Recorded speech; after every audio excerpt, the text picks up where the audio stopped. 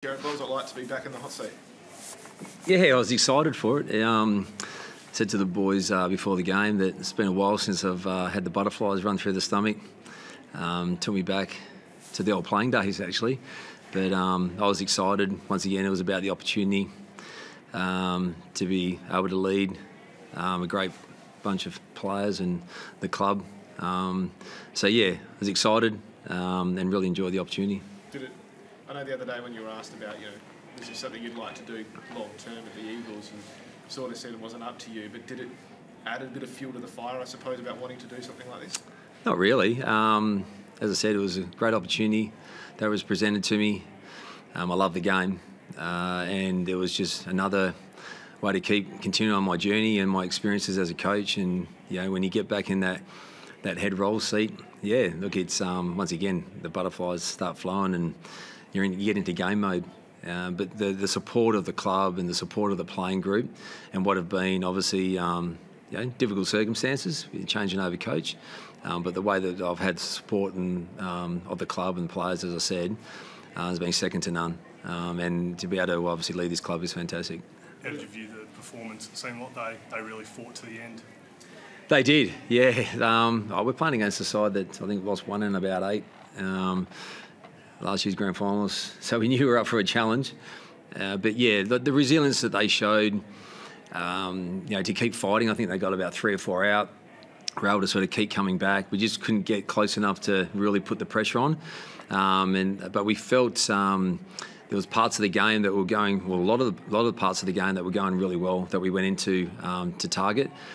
And as the game went on, with some young fellas, some guys playing their second game, some guys playing in a different position, to sort of stay true to their role and to the system and keep fighting it out. I couldn't be any prouder of the playing group. And at the end of the day, to win games, you've got to do it for longer than the opposition, and we just weren't able to do that today. Did you feel like they were inspired at all by the events of the week? I wouldn't say inspired. I think they're a pretty resilient group. We've been working hard on building our identity from day one of pre-season, and that's the one thing that I asked of them before the game, so to really tap into what our identity looks like. We have identities as people, as humans, away from the club, as athletes, and we want to create an identity as a football team and as a football club so that our 41,000 supporters that came here today to support us on a bit of a gloomy day, we want to make them proud to be able to follow us.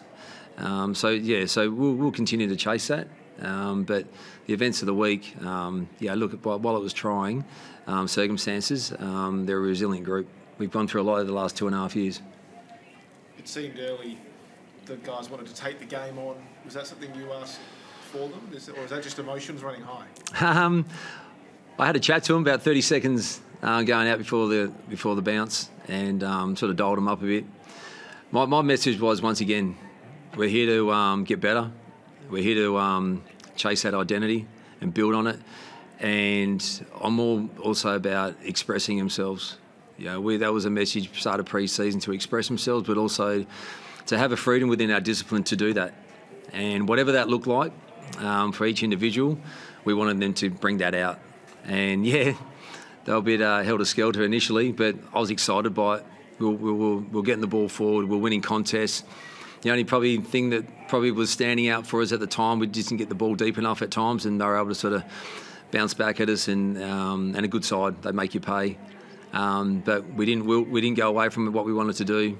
We wanted to be strong, and we wanted to honour the contest. And the game's a brutal game, and I thought they did that for larger periods than what we probably have shown, but we didn't do it for long enough. Those clearance numbers, the first 3 quarters, I'm guessing there'd be red lights flashing there. What was going on there, and what changed so dramatically for that? Yeah, like centre bounce was the main one. I think we were -10. When you're talking about 2-time Brownlow medalists, Lachie Neale, McGluggage, Dunkley, they're Ruckman, McInerney. They're a good outfit. Not taking them away from our guys. Our guys, were very, very good in there for periods, but what they got shown is their clean fundamentals. They were really good on the loose ball, but we couldn't get centre bounce ascendancy, and we changed a couple of things after half time with some strategy. I think we went +9, I think, maybe in the second half at centre bounce. So we knew that centre bounce could be an opportunity for us to get some field position. That didn't happen in the first half, but we felt like we got that in the second half. And I think they're ranked in the top 4 for between the arc stoppages for metres gain and all the KPIs that all coaches look at. So we knew that our work was cut out for us, but there's other elements of the game that we thought we were good at. So that's where we're able to sort of stay in the game. But yeah, stoppage was a concern for a period there. How's Duggan and what did you make of the tackle? To be honest, and you probably think I'm just saying this, I was coming up the lift. I didn't see it. I come up and they said Duggan's just been tackled and he's gone into get checked out. So didn't see it. He seems okay at the moment, but I'll leave that to the medical staff. But I actually didn't see the tackle. And it's his second concussion of the year, so does that add kind of like an extra layer? Yeah, once again, leave it to the medical staff. They're in good hands, so I'm sure they'll make the right decisions and go through all the protocols they need to go through. Just one more. Oscar Allen today, he spent a tiny bit in defence, Yep. and then obviously we saw what he did in the last quarter. Can you take us through your thinking? Yeah, well, it's probably more of a, the start of the game, it was probably maybe 4 or 5 minutes left in the quarter. We felt like we were in the game, and we didn't, I think the first and second quarters, I think we leaked a couple of goals late. And so really it's just more about, okay, how can we sort of stem a bit of momentum? And the guys were in the game. It was just more, how can we sort of not let the score get any larger than what it was? I think there was only a few goals in it. Unfortunately, we were probably about 5 or 10 seconds off because he watched the ball go over his head. But the next one he impacted. So it had merit. It's something that we worked on over the last couple of weeks. And it's more about building trust in the players to be able to execute that. And by building trust, it's about when we train it, we train it in a positive way, that we're here to mitigate some momentum that's in our favour, not to hold and to hang on. So we felt that it was a good opportunity for us to rest momentum, which was already in our favour at that time.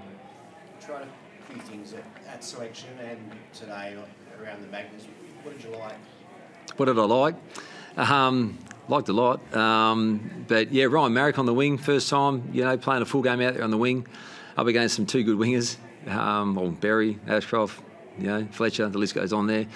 So I thought he held his own. Zane True, as much as he was aligned to Lachie Neale for large portions, but second game of AFL football this year, he's had his ups and downs with injuries and concussions, and for him to just go to work on what his one wood is, and that's his craft, his clean hands, and I think we saw that today. But when you're playing on a 2-time Brownlow medalist, it's about learning on the spot, and that's the exploration part that we find ourselves in as well. So like those two, Luke Edwards again on the wing, got some ball early. I'm sorry, I can go through all our young fellas. But what I've been proud of in, I said, the 3 or 4 days is the leadership of our leaders. Not only supportive to me, but how they've led the playing group and how they led today. Yesterday, I saw you at the Waffle as well yesterday too, and had a good win down there. Jai Cully played a really good game, and Jack Darling responded to being dropped with a couple of goals and a fairly decent effort. You must be happy with that. Yeah, super. I couldn't be any prouder of the Waffle boys. You talk about resilience. I think they got jumped 5 goals first quarter, got themselves back in it. Then West Perth came again, and then they came back again and got the win. And to have the support of the blokes, the players that could get there, that played today, just shows the unity of this playing group and this club. For those players to have good games and for Jack to go back and play, as disappointing as it was for him, it's a testament to his character. He's a player that's had a strong standing, or has a strong standing in this football club, and the way he handles them was fantastic. Jarrad, you speak about the leadership and the unity. Can you talk us through a little bit about Jeremy McGovern's decision to make his way back, any way he could, basically, to be a part of this squad today and to be here for the group? Oh, that's just a sign of it, to drive back. I don't know how many days he did, in about 3 days, but with broken ribs and his lung issue because he couldn't fly, just says a lot about the man. And I think if you talk about through this week, those sort of acts, that's just Jeremy McGovern. But for him to do that must inspire the young players, because it shows them how much it means to him and the club.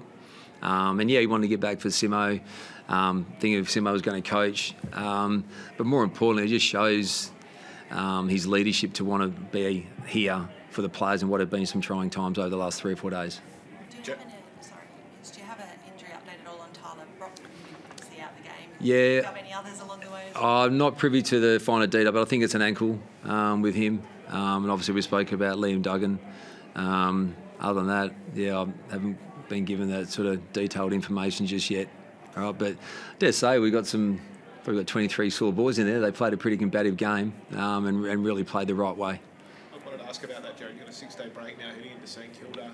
Travel, Yep. obviously, this week's going to be emotionally taxing, depending which way you sort of look at it. How do you ensure that they get up for that game, given what's gone on in the last 8 days? Yeah, well, we've already spoken about it. And that's, you know, as I said, first time sitting in the seat, but you hear it as an assistant coach. But they've already acknowledged that we didn't win today. We performed well, but we didn't get the win. So there's a reality to that. So we've got to make sure that we recover well. We understand that, it was a good performance, but our identity was there. We're positive all about it, but we've got to make sure we back it up now. And then we've got to do that by, once again, how we recover, how we present on the training track.